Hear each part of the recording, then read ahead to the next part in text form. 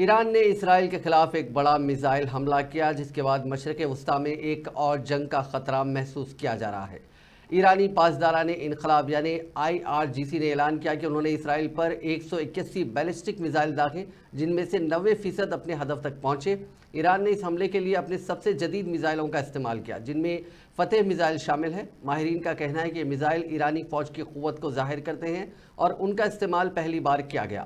ایرانی حکام نے اس حملے کو اسماعیل ہانیہ اور حسن نصر اللہ کی شہادت کا بدلہ قرار دیا۔ اس کے علاوہ یہ بتایا گیا ہے کہ اس کارروائی کا حکم ایران کے رہبر اعلیٰ آیت اللہ خامنائی نے دیا تھا۔ دریں اثنا اسرائیل کے سلامتی اجلاس میں وزیر اعظم نتن یاہو نے کہا کہ ایران نے بہت بڑی غلطی کی ہے اور اسے اس کی بھاری قیمت چکانی پڑے گی۔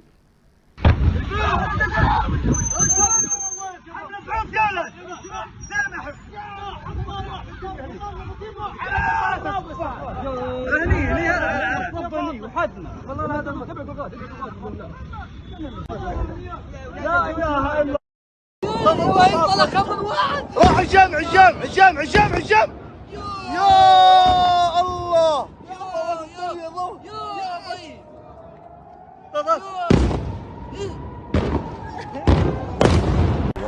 يملي مصر